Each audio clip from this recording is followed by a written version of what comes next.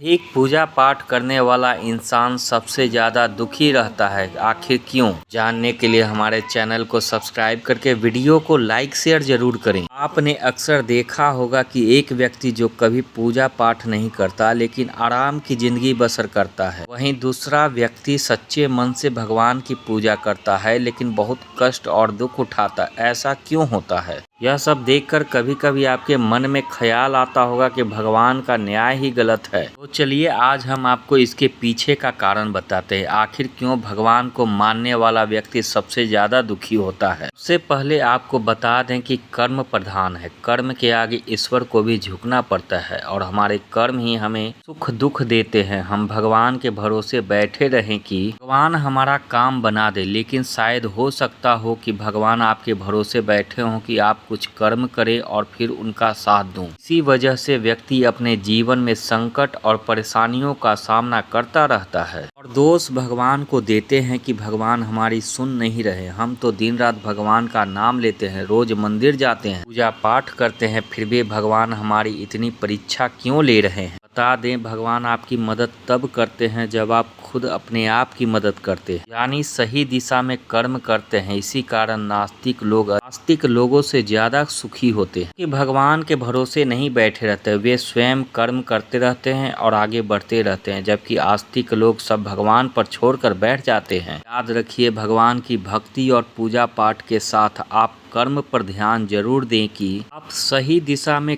कर्म करेंगे तो भगवान आपको उसके पाने में मदद जरूर करेगा, लेकिन बैठे बैठे वह चीज़ तो भगवान आपको नहीं देगा। इसलिए कर्म करो और साथ ही भगवान की भक्ति करो, फिर आप देखिए कितनी जल्दी आप सफलता की ऊंचाइयों को प्राप्त करेंगे। आपके जीवन में खुशियां ही खुशियां होगी। वीडियो कैसी लगी भगवान भोलेनाथ के सच्चे भक्त कमेंट में जय भोलेनाथ जरूर लिखें।